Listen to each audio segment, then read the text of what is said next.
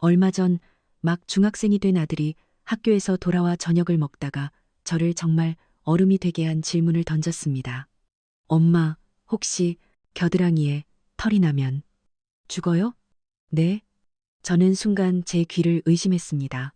너무나 진지하고 세상이 무너질 것처럼 걱정스러운 표정으로 저를 쳐다보는데 그 멍동한, 즉 아무것도 모른다는 순진무구한 얼굴에 웃음이 터지려다 쏙 들어갔습니다.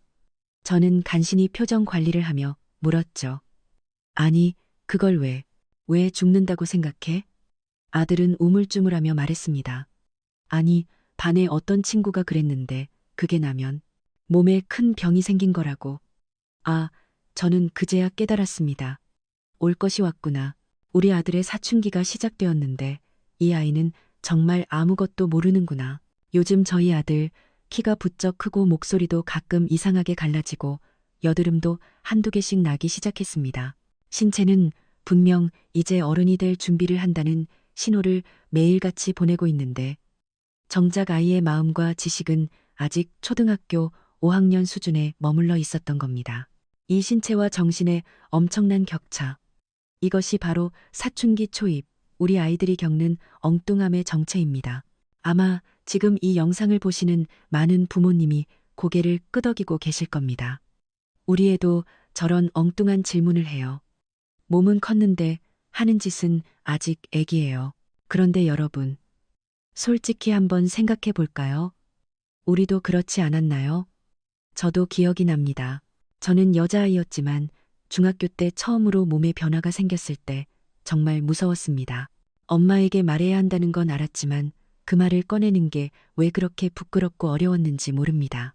저는 며칠을 끙끙 앓다가 결국 엄마 방에 몰래 들어가서 엄마의 서랍을 뒤져서 그거를 찾아냈습니다. 그리고 사용법도 몰라서 화장실에서 쩔쩔맸던 기억이 생생합니다. 그때 만약 엄마가 제게 먼저 다가와서 딸, 이제 이런 변화가 생길 텐데 그건 아주 자연스럽고 축하할 일이란다. 이건 이렇게 쓰는 거야 라고 알려줬다면 어땠을까요? 우리는 모두 그 답답하고 혼란스럽고 때로는 무섭기까지 했던 사춘기의 모지를 겪었습니다. 우리는 그 감정을 누구보다 잘 알고 있습니다. 하지만 여러분, 우리 때와 지금은 결정적인 차이가 있습니다. 우리 때는 몰라서 답답하고 친구들끼리 잘못된 정보를 교환하는 정도가 전부였습니다. 하지만 지금은 어떻습니까? 모든 아이의 손에 스마트폰이 들려 있습니다. 만약 오늘 부모인 우리가 아이의 엉뚱한 질문에 당황해서 그런 건 나중에 얘기하자 혹은 뭘 그런 걸 벌써부터 물어봐 라며 회피하는 순간 아이는 어디로 갈까요? 맞습니다. 아이는 즉시 자기 방으로 들어가 문을 닫고 스마트폰을 켭니다. 그리고 검색창에 그 질문을 입력하겠죠. 그곳에는 무엇이 있나요? 유튜브, 틱톡, 웹툰, 각종 커뮤니티, 그곳에는 여과되지 않은 왜곡되고 극도로 자극적이며 심지어는 상업적이고 위험한 정보들이 아이를 기다리고 있습니다. 우리 때의 위험이 모르는 것이었다면 지금 시대의 위험은 잘못된 것을 먼저 그리고 너무 많이 아는 것입니다. 만약 여러분도 부모의 침묵이 아이를 더 위험한 곳으로 내몬다는 것에 동의하신다면 지금 잠시 좋아요 버튼을 눌러주세요. 여러분의 공감이 저희에게 큰 힘이 됩니다. 그래서 우리는 더 이상 이 대화를 미루면 안 됩니다. 아이의 몬동한 그 순진한 질문은 사실 우리 부모에게 보내는 골든타임 신호입니다. 엄마, 아빠, 저 준비됐어요. 저에게 진짜 세상을 알려주세요 라는 신호 말입니다. 그렇다면 도대체 이 민감한 대화를 어떻게, 언제, 어디서 시작해야 할까요? 저는 그날 아들의 털 사건 이후로 남편과 진지하게 상의했고 저희 부부가 실행했던 3가지 비밀 대화법을 오늘 공유해 드릴까 합니다. 첫 번째 비밀은 각 잡고 말하지 말고 틈새를 공략하는 것입니다. 최악의 접근 방식이 뭔지 아십니까? 바로 주말 저녁에 온 가족을 거실에 앉혀놓고 아빠가 헛기침을 하며 말하는 겁니다. 아들, 이리 와서 앉아봐라. 오늘 아빠랑 중요한 얘기 좀 하자. 너도 이제. 아이는 그 순간 숨이 막히고 이 자리를 도망가고 싶어집니다. 성교육이라는 단어가 주는 무게감은 아이들에게 엄청난 압박입니다. 대신 자연스러운 틈새를 활용해야 합니다. 가장 좋은 순간은 단둘이 그리고 다른 무언가를 함께하고 있을 때입니다. 예를 들면 주말에 아빠와 아들이 함께 차를 타고 마트에 갈 때, 혹은 엄마와 아들이 저녁거리를 준비하며 감자를 깎을 때, 아니면 거실에서 다 같이 영화나 드라마를 볼 때, 영화에서 자연스럽게 남녀 주인공의 로맨스나 신체적 접촉 장면이 나올 수 있습니다. 이때가 바로 틈새입니다. 아들, 저 두 사람 보니까 기분이 어때? 저런 장면 보면 이제 좀 가슴이 두근거리거나 그래? 혹은 저 남자 배우 목소리 멋있다. 너도 곧 저렇게 멋진 목소리로 변할 거야. 이렇게 일상 속에서 툭 던지는 한마디가 아이에게 아, 우리 부모님은 이런 얘기를 해도 되는 분이구나 라는 인식을 심어줍니다. 각 잡힌 교육 1시간보다 일상 속 틈새 대화 1분이 훨씬 강력합니다. 두 번째 비밀은 동성, 동생, 멘토를 활용하는 것입니다. 특히 구체적인 신체 변화에 대한 이야기는 가능한 한동성, 동생, 부모가 해주는 것이 가장 효과적입니다. 즉, 아빠가 아들에게, 엄마가 딸에게 말이죠. 왜일까요? 그것이 지식이 아니라 경험과 공감대가 되기 때문입니다. 엄마가 아들에게 아들, 이제 몽정을 이라고 말하는 것보다 아빠가 아들과 목욕탕에 가거나 방에서 단둘이 운동을 하다가 툭 던지는 말이 훨씬 효과적입니다. 아들, 아빠도 너만 했을 때 아침에 일어났는데 이불에 진짜 놀라고 당황했었거든?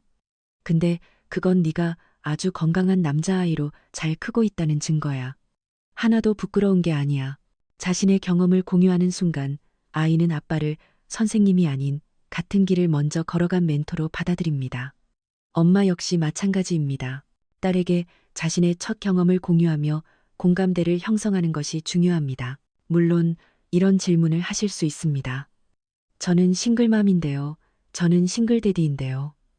혹은 저희 남편, 아내는 이런 대화에 전혀 협조적이지 않아요. 충분히 그럴 수 있습니다. 그럴 때는 솔직함이 무기입니다. 싱글맘이 아들에게 말할 수 있습니다. 아들, 엄마는 여자의 몸이라 남자의 몸에 대해서는 100% 정확히는 몰라. 하지만 엄마가 책에서 읽었는데 남자아이들은 이 시기에 이런 변화를 겪는데 이건 아주 자연스러운 거래. 혹은 아이가 믿고 따르는 삼촌이나 이모 혹은 친한 가족 친구에게 멘토 역할을 잠시 부탁하는 것도 현명한 방법입니다. 중요한 것은 동성이냐가 아니라 아이가 신뢰하는 어른이 공감대를 가지고 말해주는 것입니다. 마지막 세 번째 비밀은 판사가 아닌 백과사전이 되는 것입니다. 이것이 가장 중요할 수 있습니다. 아이가 용기를 내어 민감한 질문을 던졌을 때, 예를 들어 엄마, 야동이 뭐예요? 혹은 친구들이 자꾸 그런 농담을 해요 라고 말했을 때 우리의 첫 반응은 99% 얼음이 되거나 당황하거나 혹은 분노입니다. 너 그런 거 어디서 들었어? 그런 나쁜 말 쓰지 마. 학생이 벌써부터 그런 걸 알면 어떡해? 이것이 바로 판사의 태도입니다. 우리가 판사가 되어 아이의 질문을 판결하는 순간 아이의 마음의 문은 그 즉시 닫힙니다. 그리고 다시는 우리에게 그런 질문을 하지 않습니다. 대신 우리는 백과사전이 되어야 합니다. 아이가 엄마, 광합성이 뭐예요? 라고 물었을 때처럼 침착하고 객관적이며 과학적인 태도를 유지해야 합니다. 아, 야동이라는 건 성인들만 볼 수 있게 만든 자극적인 영상물을 말하는 거야. 하지만 그건 실제와는 많이 다르고 뇌에 아주 안 좋은 영향을 준단다. 네가 지금 그런 것에 호기심이 생기는 건 네 몸에서 호르몬이라는 게 나오기 시작해서 그래. 그건 지극히 정상이란다.